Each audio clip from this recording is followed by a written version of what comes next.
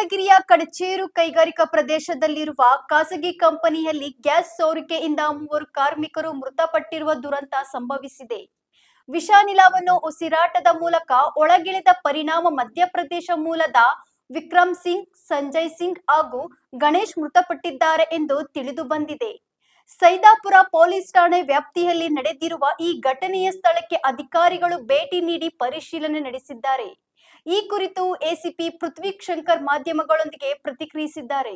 ಸುಮಾರು 3 ಗಂಟೆಗೆ ಒಂದು ದುರ್ಘಟನೆ ನಡೆದಿದೆ. CIL laboratory Kadechur area Saidapur police station ವ್ಯಾಪ್ತಿಯಲ್ಲಿ ಅಲ್ಲಿ ಒಂದು ಸ್ಕ್ರಬ್ಬರ್ ಪೈಪ್ ಅಂತ ಹೇಳಿ ಅಲ್ಲಿಂದ ಒಂದು ಗ್ಯಾಸ್ ಲೀಕ್ ಆಗಿ ಸಲ್ಫರ್ ಡೈಆಕ್ಸೈಡ್ ಅಂತ ನಮ್ಮ ಈಗ ಮೇಲ್ನೋಟಕ್ಕೆ ಕಂಡು ಬಂದಿದೆ. ಅದು ಇನ್ಹೇಲ್ ಮಾಡಿ 3 ಜನ ಮೃತಪಟ್ಟಿದ್ದಾರೆ. ಇನ್ನ ಇಬ್ರು ಇದು ಗಾಯಾಳುಗಳನ್ನ ಈಗ ಇದರಲ್ಲಿ hospital Raichur institute of medical sciences ಗೆ ಅಡ್ಮಿಟ್ ಮಾಡಿದ್ದಾರೆ. ಈ ಕುರಿತಂತೆ ನಾವು ಮತ್ತು ಜಿಲ್ಲಾಧಿಕಾರಿಗಳು ಇಲ್ಲಿ ವಿಸಿಟ್ ಮಾಡಿದ್ದೀವಿ ಮತ್ತು ಈಗ ಸದ್ಯಕ್ಕೆ ಏನು ರಿಯಾಕ್ಟರ್ ಶಟ್ ಡೌನ್ ಮಾಡಿದರೆ ಏನು ಕೂಡಲೇ ಸಮಸ್ಯೆ ಇಲ್ಲ. ಈ ಕುರಿತು ನಾವು ಈಗ ಒಂದು ಪ್ರಕರಣ ದಾಖಲೆ ಮಾಡ್ಕೊಂಡಿದೀವಿ ಮ್ಯಾನೇಜ್ಮೆಂಟ್ ಮೇಲೆ.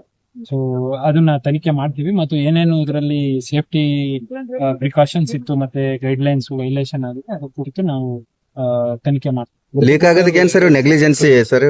3 ಜನ ಮೃತಪಟ್ಟಿರೋದ್ರಲ್ಲಿ 2 ಕತ್ನಿ ಪ್ರದೇಶದವರು, ಮಧ್ಯಪ್ರದೇಶ ಜಿಲ್ಲೆ, ಮತ್ತು ಒಬ್ರು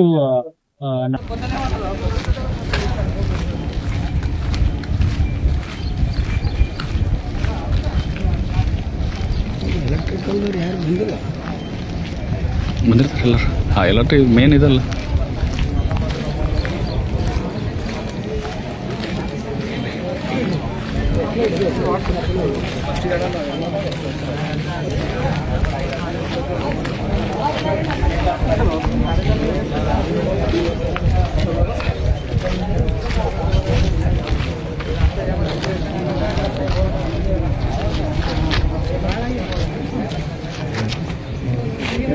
ಅಲ್ಲೇ ಮುಂದುವರ್